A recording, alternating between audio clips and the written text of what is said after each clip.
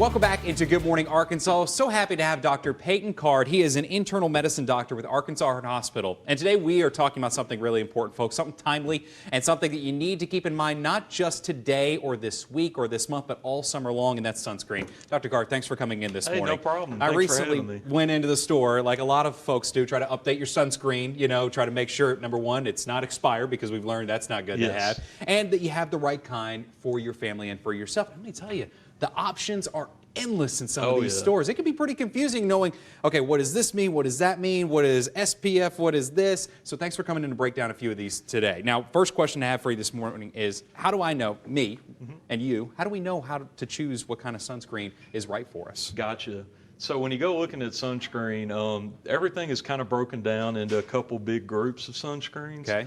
You have what we call inorganic sunscreens, and those are the mineral-based ones. So like zinc oxide and titanium dioxide are the big ingredients in those. Yes, okay. Like this right here. Yes, I got one of those, and then I got another kind. Yeah. So how's that work exactly? What's the difference? So those are the best right now. Okay. Those are, since they're kind of mineral-based, they just make a layer on top of your skin to block the sun. Okay. They're not really absorbed as much into your body and things like that. The old school sunblock, so to speak, where it just sits on your nose. Yeah, so it's actually similar ingredients to back then, but they kind of gotten better at how they make them, so that you don't get that classic white, white lifeguard nose. look. Exactly. Yes, Exactly. okay. All right, that's good to know. SPF.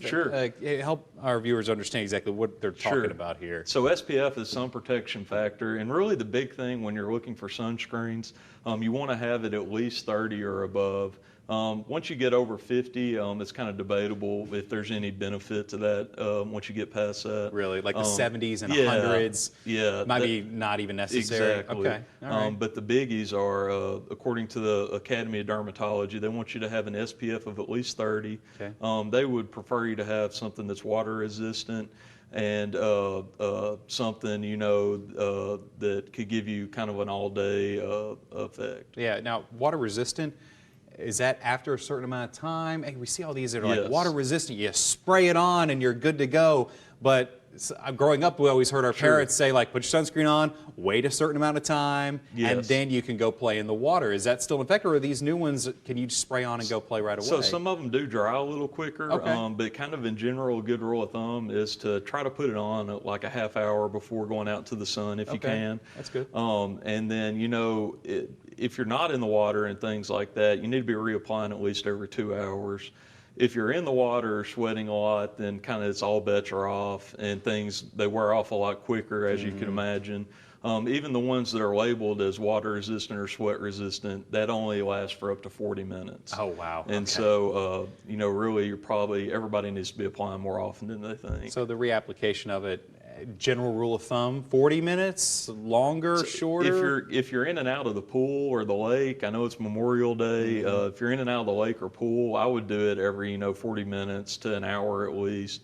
I know it's hard to keep on top of that, but the more frequent, really, the better. And if you're staying out of the water, every couple hours should be okay. Okay. But just kind of err on the side of caution. I know it's early in the season, and most people have not been out in the sun much at this time of year. That's a good point. And so more frequent than you would think probably is the best way to go. Okay, we hear some folks say, I don't need to use sunscreen, I've got darker skin, I'm fine. Is that true, or is it universal? Does everyone need to at least apply some So that is sunscreen? Absolutely not true. Everyone should wear sunscreen, no matter what the skin type. Everybody gets benefits from sunscreen. Okay.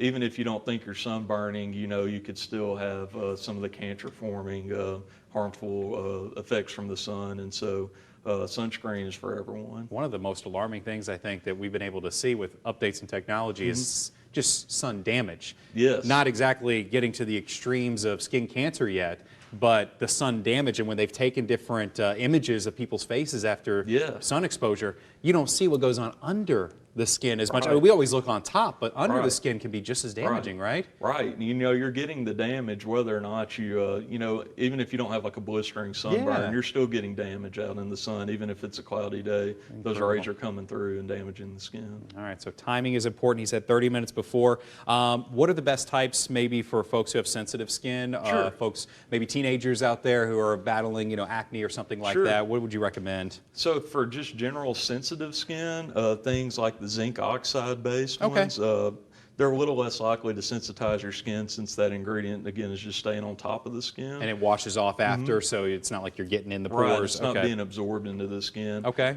Some people with acne do better with like alcohol-based sunscreens. Okay. Sometimes those are a little less occlusive to the skin pores, and so those help out with that a little bit. Now look, it's summertime. No one wants to wear long sleeves around here. But what are Right. some of the clothing? I know you can't bring Right. everything in here. What are some Right. clothing options to help minimize sun damage and still stay Exactly. cool at the same time? Yeah.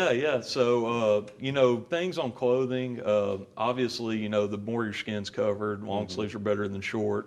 But if the dark fabrics block the sun better than like a white shirt, and also tight knit fabrics are better at blocking sun rays than like looser fabrics or Okay. stretchy materials or things like that. So wear something a little tighter, and hopefully Yeah, that'll help a little thick, bit. dark clothes would be the best way to go. Fortunately, they make so many different things. I mean, you just look across the board, the major Right. manufacturers make so many different things that are breathable these days. Exactly. Tight, Yes. breathable, Yeah. wear that you can have and not feel like you're burning in a sauna out there. Right, And at the right. same time, get that sun protection. All right, thank you so much, Dr. Carr, for coming in. Hey, We appreciate no you stopping problem. by from Arkansas Heart Hospital. You can go to their website for more resources. They've got them available there. And when we come back after this break, we'll have more of Good Morning Arkansas. Stay with us.